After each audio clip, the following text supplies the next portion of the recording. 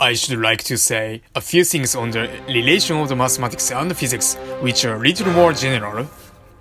Mathematics are only dealing with the structure of reasoning, and they do not really care what they are talking about.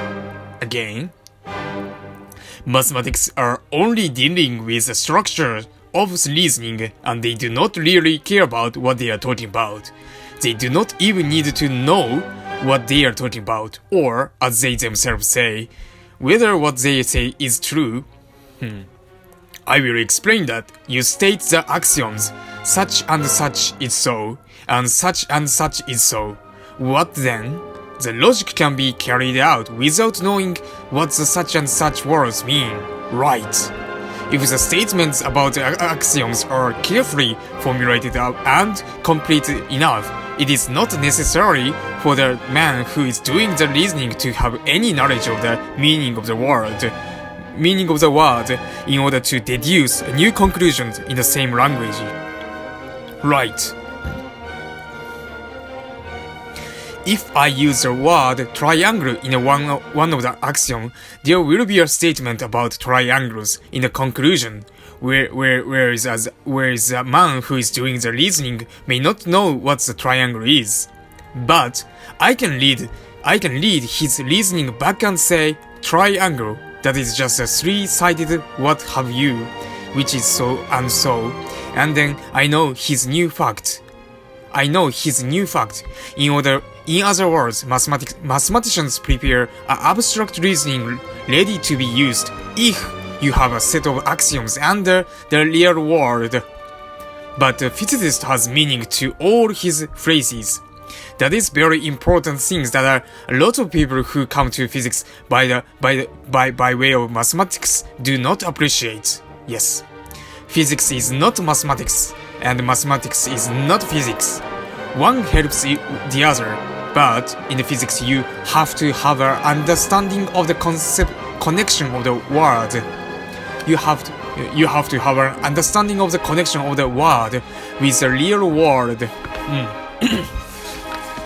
It is necessary at the end to translate what you have figured out into the English, into the world, into the blocks of the copper and the glass that you are going to do the experiment with.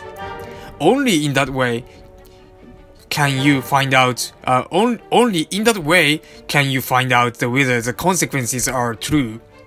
This is a problem which is not a problem of the mathematics at all. Of course, it is obvious that the mathematical reasoning which have been developed are of great power and use for physicists. On the other hand, sometimes the physicist reasoning is useful for mathematicians. Mathematicians like to make their reasoning as general as possible. If I say to them, I want to talk about ordinary three-dimensional space, they say, if you have a space of n dimensions, then here are the theorems. But I only want the case three dimension. Well, substitute n equals 3. So it turns out that many of the complicated theorems are much simpler when adapted to the special case. The physicist is always interested in the special case, and he is never interested in the general case. He is talking about something. He's not talking about abstractly about anything. He wants to discuss the gravity law in the 3 dimensions. He never wants the arbitrary force case in the n dimensions. So a certain amount of the reducing is necessary, because the mathematicians have prepared these things for a wide range of problems. This is very useful, and later on, it always turns out that the poor physicist has to come back and say, excuse me, when you wanted to tell me about 4 dimensions, When you know what it is you are talking about, that some symbols represent forces, others masses, inertia, and so on, then you can use a lot of common sense, seat of the pants feeling about world. You have seen various things and you know more or less how the phenomenon is going to behave. But the poor mathematician translates it into the equations, and as the symbols do not mean anything to him, he has no guide but precise mathematical rigor and care in argument. The physicists who know more or less how the answer is going to come out can sort of guess part away, and so go along rather rapidly. The mathematical rigor of the great precision is not very useful in the physics. Right. But one should not criticize the mathematicians on this score. It is not necessary that just because something would be useful to physics, they have to do it that way. They are doing their own job. If you want something else, then you work it out for yourself. The next question is whether, when trying to guess a new law, we should use the seat of the pants theory and philosophical principles. I don't like the minimum principle, or I do like the minimum principle. I don't like action at distance, or I do like action at distance. To what extent do models help? It is interesting that very often models do help, and most physics teachers try to teach how to use models and to get a good physical feel for how things are going to work out. But it always turned out that the greatest discovery is abstract, away from the model, and the model never does any good. Maxwell's discovery of electrodynamics was the first made with lots of imaginary wheels and idlers in the space. But when you get rid of all these idlers and things in the space, the thing is okay. Dirac discovers the correct laws for relativity quantum mechanics simply by guessing the equation. The method of guessing the equation seems to be a pretty effective way of guessing new laws. This shows again that mathematics is a deep way of expressing nature, and any attempt to express nature in the philosophical principles or in the seat of the pants, the mechanical feelings, is not an efficient way, right? It often deceive you, it often make you get lost.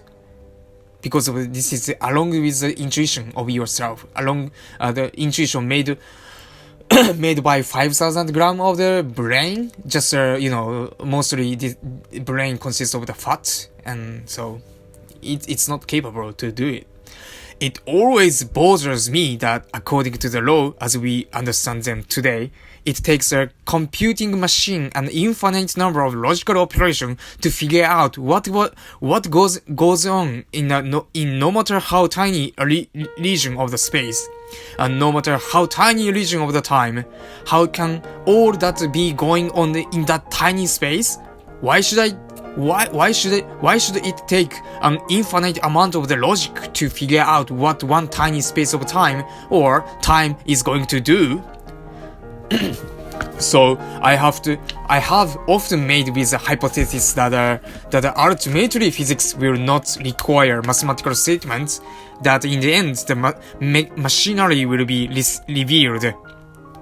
And the laws will turn out to be simple, like the checkerboard with all its apparent complexities.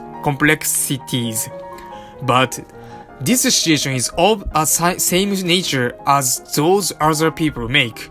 I like it, I don't like it, and it is not good to be too prejudiced about these things.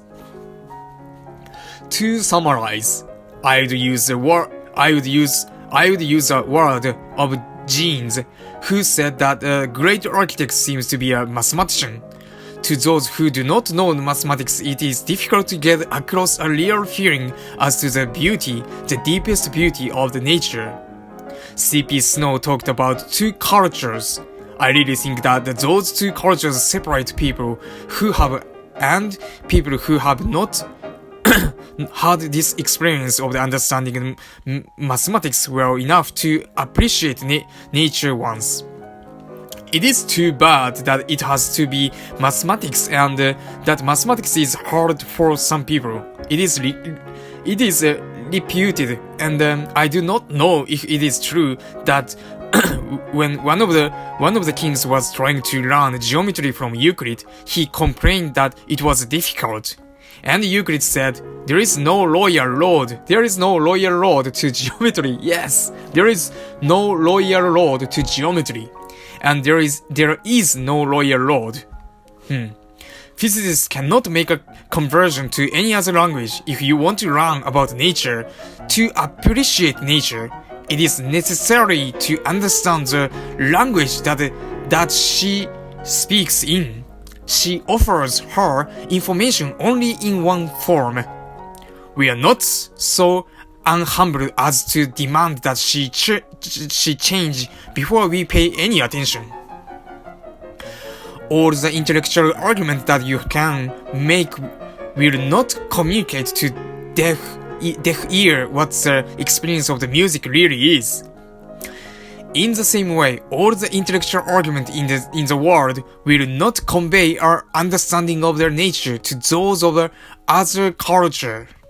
Philosophers may try to teach you by telling you qualitatively about nature. I am trying to describe her, but it is not getting across because it is impossible. Perhaps it is because their horizons are limited in this way that some people are able to imagine that the center of the universe is man. Thank you.